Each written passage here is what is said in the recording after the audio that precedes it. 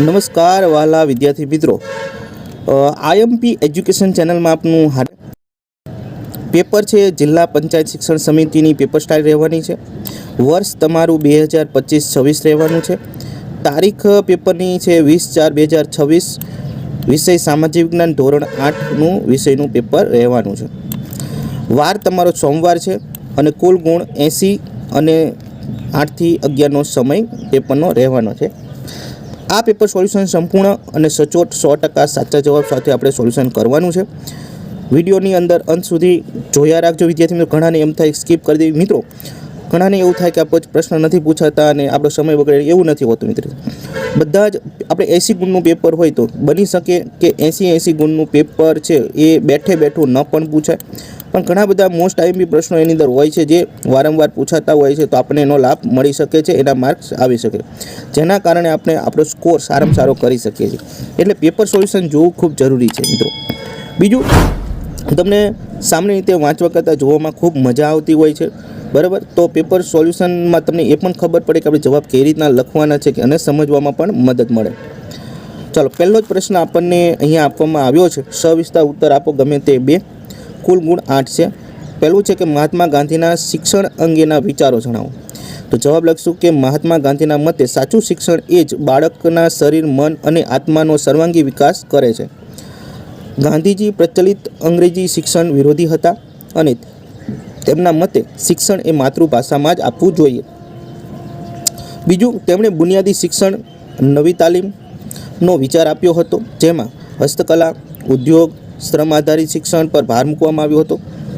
તેઓ પુસ્તકીય જ્ઞાન કરતાં જીવનલક્ષી જ્ઞાનને મહત્ત્વ આપ્યું હતું. તો વિદ્યાર્થી મિત્રો, અત્યારે જે એનસીઈઆરટીનું આપણે આવે છે તે અત્યારે આ જ મુજબ છે, એ આપણે બનાવવાનો પ્રયત્ન કરેલો છે સરકારે. ચાલો નેક્સ્ટ પ્રશ્ન જોઈએ. એની અંદર પહેલાંનો બીજો કે વુડના ખરીતામાં શિક્ષણ સંબંધી કઈ કઈ ભલામણો કરવામાં આવી. તો 1854માં વુડના ખરીતામાં આ ભલામણો હતી કે પહેલું છે કે યુનિવર્સિટીની સ્થાપના કરવી, બીજું છે અલગ શિક્ષણ ખાતાની રચના કરવી, ત્રીજું છે સરકારી શાળા જાળવવી અને ખાનગી શાળાને ગ્રાન્ટ એડ આપવી, ચોથું છે શિક્ષકો માટે તાલીમ સંસ્થા ખોલવી, પાંચમું છે સ્ત્રી શિક્ષણ અને વ્યવસાયિક શિક્ષણ ઉત્તેજન આપવું. ત્યારબાદનો પ્રશ્ન ત્રીજો છે વિવિધ સુધારકો દ્વારા કન્યા શિક્ષણ માટે કયા કયા પ્રયત્નો કરવામાં આવ્યા છે. તો એનો જવાબ વિદ્યાર્થી મિત્રો આ રીતના લખવાનો છે.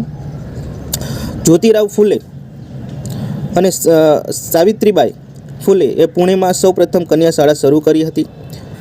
મહર્ષિ કર્વેએ સ્ત્રીઓ માટે યુનિવર્સિટીની સ્થાપના કરી. ઈશ્વરચંદ્ર વિદ્યાસાગરે બંગાળમાં કન્યા શાળાઓની સ્થાપના કરી. રાજા રામમોહન રાય અને દયાનંદ સરસ્વતીએ પણ કન્યા શિક્ષણ માટે જાગૃતિ લાવવા પ્રયત્ન કર્યો હતો. ત્યારબાદનો પ્રશ્ન છે વિદ્યાર્થી મિત્રો, અહીંયા તમને જોડકા આપવામાં આવ્યા છે. 4 ગુણ છે, 4 જોડકા છે, અ અને બ. તેનો જવાબ આપણે સીધો જ તે અહીંયા આપવામાં આવ્યો છે. જેમ કે હરકુંવર શેઠાણી, તો એમાં ડી ઓપ્શન આવશે, બરાબર. તમારે છોડીઓની શાળા, તમારે સાચો જવાબ ડાયરેક્ટ સીધો લખી શકો છો. ઈશ્વરચંદ્ર વિદ્યાસાગર, તો એનો જવાબ આપણે લખવાનું છે હિન્દુ બાલિકા સરકારી શાળા. ચોથું છે રમાબાઈ રાનડે, એનો જવાબ આપવાનો છે તમારે ત્રીજામાં વિધવાઓની શાળા. અને સ્વામી શ્રદ્ધાનંદ, તો એમાં તમારે કાંગડી ગુરુકુળ લખવાનું છે. નેક્સ્ટ પ્રશ્ન છે પ્રશ્ન 3 અ. ગમે તે 3 લખવાના છે. 6 ગુણ એટલે 2 માર્કનો એક પ્રશ્ન રહેવાનો છે. તમારે 2-3 વાક્યમાં જ જવાબ આપવાના છે, જેમ કે મેં અહીંયા લખેલા છે. બહુ વધારે લાંબો, ઘણા વિદ્યાર્થીને ખૂબ વધારે આવડતું હોય ને તો આખું પેજ ભરી નાખે. જે પ્રશ્ન નથી આવડતો ને તો પછી મેં એક જ લીટી લખશે, તો એમાં કંઈ, જો તમે આખું પેજ ભરીને લખશો તો કંઈ તમને કંઈ 2 માર્કમાંથી કંઈ 4 માર્ક તો સાહેબ આપી દેવાના છે નહીં. તો આ વસ્તુ યાદ રાખવાની છે. જેટલું 2 માર્ક હોય તો 2 માર્ક જેટલું લખો, 3 માર્ક હોય તો 3 માર્ક જેટલું લખો, જે આપણે અહીંયા દર્શાવ્યું છે, આપ જોઈ શકો છો. પહેલું છે કે પૂર્ણ સ્વરાજનો ઠરાવ કયા નામે, ક્યાં અને કોણે પસાર કર્યો. તો આમાં 2 જ જવાબ આપણે લખવાના છે. એક છે ક્યાં અને કોણે. જો આ 2 લખશો એટલે તમને 2 માર્ક મળી જશે. તો આપણે જવાબ લખેલો છે પૂર્ણ સ્વરાજનો ઠરાવ ડિસેમ્બર 1929માં લાહોર મુકામે રાવી નદીના કિનારે મળેલા કોંગ્રેસ અધિવેશનમાં પસાર કરવામાં આવ્યો હતો, બરાબર. આ અધિવેશનના પ્રમુખ જવાહરલાલ નહેરુ હતા. તો કોણે પસાર કર્યો અને ક્યાં પસાર કર્યો આવી ગયો, તો બસ, તો એના 2 માર્ક હોય મિત્રો. એટલે આવી રીતના કોઈ વધારાનું લખાણ કરીને તમને માર્ક નથી મળવાના. બીજું છે ગાંધીજીએ ડુંગરચોરનું બિરુદ કોને આપ્યું, શા માટે? તો ડુંગર ચોરનું બિરુદ કોણે આપ્યું હતું એ અને શા માટેનું કારણ લખવાનું છે. આ બે લખો એટલે 2 માર્ક મળી જશે. ગાંધીજીએ ડુંગર ચોર આવડે, વાંચવામાં મારી મિસ્ટેક થઈ વિદ્યાર્થી. ડુંગર ચોર ને ડુંગળી ચોર, બરાબર, મારે વાંચવામાં મિસઅન્ડરસ્ટેન્ડિંગ થઈ છે. ડુંગળી ચોર, બરાબર. ડુંગળી ચોરનું બિરુદ કોણે આપ્યું અને શા માટે? તો ગાંધીજીએ ડુંગળી ચોરનું બિરુદ છે મોહનલાલ પંડ્યાને આપ્યું હતું. કોને આપ્યું હતું? મોહનલાલ પંડ્યાને આપ્યું હતું.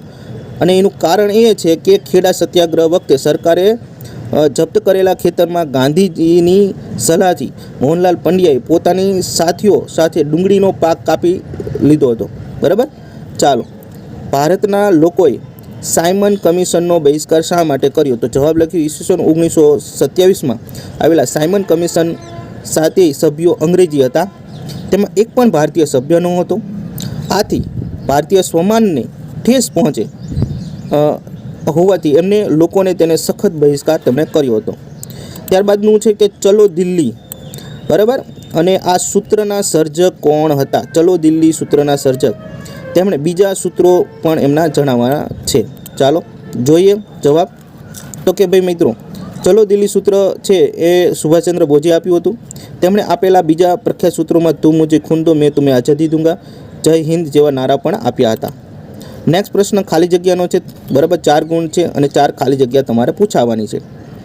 જોઈએ મિત્રો, આપણી આઈએમપી એજ્યુકેશન ચેનલને તમને વિડીયો જોવા ગમતા હોય, આપણી ચેનલના આવા ઘણા બધા આપણે વિડીયો બધા જ સિરીઝ વાઇઝ મૂકેલા છે.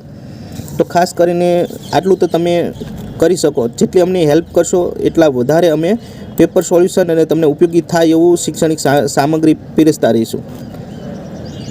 પ્રશ્ન 3 જોઈએ, 4 ગુણનું. ગાંધીજીએ સરકારે આપેલો કેસરે એ હિન્દ ઇકબાલ જીત્યું, બરાબર, ત્યજી દીધો હતો. શું લીધું હતું એમને? ઇકબાલ એ હિન્દ ત્યજી દીધો હતો. તો ખાલી જગ્યામાં કેસરે હિન્દ મૂકીશું. બીજું છે ચંપારણ ખેડૂત, ખાલી જગ્યાના આગ્રહથી ગાંધીજીને મોતિયાર આવ્યા. તો રાજકુમાર શુક્લ જવાબ આવશે અહીંયા. ખાલી જગ્યાની ઘટના બાદ અસહકારનું આંદોલન મોકૂફ રહ્યું. ચોરી ચોરા કાંડ થયો હતો, બરાબર, એની અંદર. નેક્સ્ટ છે રાસબિહારી બોઝની સહાયથી ખાલી જગ્યાની સ્થાપના થઈ. ઇન્ડિયન ઇન્ડિપેન્ડન્સ લીગની સ્થાપના થઈ. નેક્સ્ટ પ્રશ્ન છે પ્રશ્ન 4 છે, માગ્યા મુજબ જવાબ આપવાના. 4 ગુણ છે. તો કલાશાસ્ત્રીઓ કલાને કેટલા ભાગમાં વહેંચી છે અને કયા? તો જો કલાશાસ્ત્રી 2 ભાગમાં વહેંચે છે. એક તો દ્રશ્ય કલા, જેમ કે ચિત્ર, શિલ્પ, એ દ્રશ્ય કલામાં આવે. અને બીજું છે પ્રદર્શિત કલા, જેમાં સંગીત, નૃત્ય અને નાટ્યનો સમાવેશ થાય છે. બીજું 1951માં શિક્ષકોની તાલીમ માટે કઈ સંસ્થા સ્થપાઈ? તો જવાબ લખીશું મહારાજા સયાજીરાવ યુનિવર્સિટી, જેને અંગ્રેજીમાં MS યુનિવર્સિટી પણ કહેવામાં આવે છે. આ લલિત કલા માટે ફેકલ્ટીની સ્થાપના કરી હતી. ત્રીજો છે કે મને ઓળખો મેં કુમાર માસિકનો પ્રારંભ કર્યો. તેનો જવાબ આવશે રવિશંકર રાવળ, જેને કુમાર માસિકનો પ્રારંભ કરાવ્યો હતો. ચોથું છે મને ઓળખો મેં ગીતાંજલિ મહાકાવ્યની રચના કરી. તો રવિન્દ્રનાથ ટાગોર જવાબ આવશે. નેક્સ્ટ પ્રશ્ન લઈશું 4 કે નીચેના વિધાનો ખરા છે કે ખોટા તે જણાવવાના છે તમારે. કુલ 4 ગુણ છે. તો પહેલું છે કે ગંગા અવતરણ શ્રી રવિ વર્માનું પ્રખ્યાત ચિત્ર છે. તો જવાબ ખરું આવશે. ત્યારબાદ બીજું છે કે ખરા ખોટામાં રવિન્દ્રનાથ ટાગોર 3000 કરતાં પણ વધારે ચિત્રોનું સર્જન કર્યું. તો આ વિધાન ખરું છે, તો એમાં ખરાની નિશાની કરવાની છે. પછી મોલારામ રાજપૂત શૈલીના ચિત્રોનું સર્જન કરતા હતા. તો આ વિધાન ખરું છે. રમેશભાઈ રાવળ ગુજરાતના નામાંકિત ચિત્રકાર ગણાય છે. તો આ પણ વિધાન ખોટું છે, કારણ કે સાચો જવાબ રવિશંકર રાવળ આવશે, રમેશભાઈ રાવળ નહીં. એના પછી 5મો છે નીચેના પ્રશ્નો ટૂંકમાં ઉત્તર આપવાના છે.